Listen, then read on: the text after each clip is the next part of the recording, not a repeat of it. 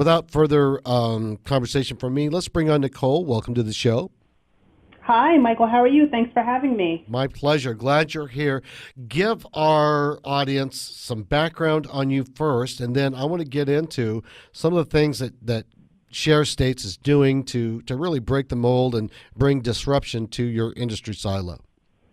Absolutely. So my career has actually spanned financial services for at least the last 15 years. Most recently, I've been working within the technology space, supporting C-levels, so CIOs, and now most recently, I'm at Sharestates, which is more than a real estate crowdfunding platform. Here at Sharestates, we're doing a number of different things in terms of even the products and type of investors that we're bringing on to broaden the fintech landscape as well as how we impact the real estate community.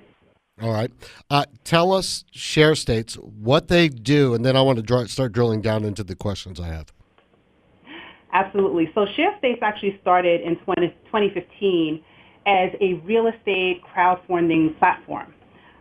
It's now evolved into more of a financial technology firm where we're building out a number of different products and leveraging proprietary software to do it. So what we're actually doing in comparison to our competitors is that we're making it easier for people to invest in real estate. We're making it easier for them to have access to alternative investments. Predominantly, that was led in real estate initially, but now we've also become a hard money lender. So in addition to having institutional investors, we're also providing lending opportunities to people in the real estate community that they would not traditionally have access to. Are you focused in your local area, or is this something that goes across state lines? No, we are actually a national company now. We were initially based in New York and New Jersey, or even serving the tri-state area, but we are now a national company. Okay, let's drill down into some of these talking points I've got here for you today. The tech landscape, it's changed drastically over the past 5, say 10 years, and women are at the forefront of the conversation.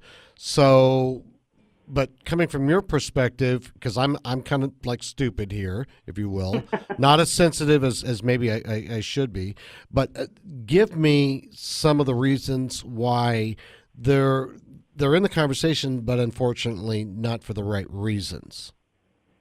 Well, I will tell you, I don't know if I would say that, but I will tell you that after working in larger corporations like your Morgan Stanley or Moody's or even Goldman Sachs, I will tell you that the bottom line is being impacted by diversity. And whatever diversity means to you, whether that means gender, color, or diversity of thought, diversity impacts the bottom line. And I think that corporations or companies, large or small, are now recognizing that. And so now diverse candidates are being given a seat at the table.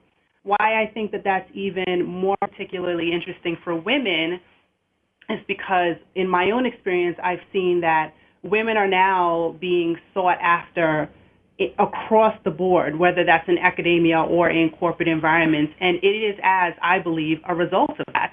I think at this juncture, it's about what you bring to the table. And if you're given a seat at the table, that you should definitely take advantage of it. And it's really about not just your experience, but your ability and what you think and how that impacts what type of overall impact that has. Yeah, I agree. It's about what you can do, what you can bring to the to the project, to the group, to the company in the future. What led you to work in the tech industry, and how have you perceived in the community as a diverse woman? Well, it's interesting because I think, and I've heard you talk about this as well, but avoiding disruption is not just corporate. I think avoiding disruption is an imperative in your career as an individual, as a person. You should always be reinventing yourself. I think I got to a point in my career where I realized that technology was impacting every industry, and it was going to impact every industry. And if I was going to have a lengthy career or have the lifestyle that I wanted, that I needed to invest in myself, and technology needed to be a huge component of that. So that was one side of it. The other side of it was the roles that I was in at the time and then the roles that I held thereafter tended to be more and more technology focused. And I think to the first point that you and I talked about, that if you're going to be a part of the conversation, that you definitely have to have the knowledge. And so I decided to do a number of things, whether that was leveraging relationships or developing my knowledge base through, academics or on-the-job training or whatever it was, to make sure that, I could have an informative conversation and be a contributing factor. How do you see the landscape changing with women's roles and opportunities, in the world of tech, and bringing into it where we've come from over the last 5-10 years and then going forward? Well, it's interesting. I think that gender parity has become more important than ever. Going back to the height of our conversation, that's really being driven by the bottom line. I think that companies have found more success when they have a diverse talent pool, and women are part of that talent pool. I think that that's really what's driving the conversation right now. And once that was introduced, I think that companies are seeing more and more that the reason for that impact is because there's a whole other aspect to talent that companies haven't really tapped into or did not traditionally tap into, and that talent and diversity of thought is being held at the diverse talent pool level. So whether that means it's women, or it's a diverse skill set, or it is diversity of thought, whatever it is, it's really what's tapping into that and impacting the bottom line. All right. Now, I want to spend some time based on what your company does and how you're breaking the mold. But let's cap this conversation just for a second. Give us the solution to the gender imbalance in the field.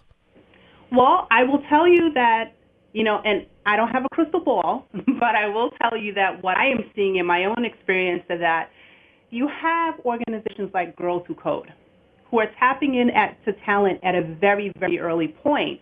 And I think what happens is when you tap into talent at the high school level or even the middle school level, and you start to develop the interest that a child or teen has, and you mold that talent early on, you can even customize it to whatever your organization is. So, for example, at Moody's was one of the organizations that brought Girls Who Code in. And I think from my experience with that organization is it is designed to bring gender parity to the technology industry, in particularly the fintech industry, because a number of the companies that partner with Girls Who Code are financial firms.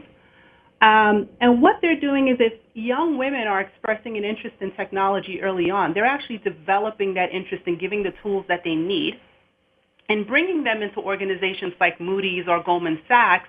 You're introducing them to that environment very early on. So now by the time they are graduating from undergrad or they decide to pursue an advanced degree, they've already been introduced to that firm. They've already established that relationship, and it becomes a lot easier to bring that talent on board thereafter.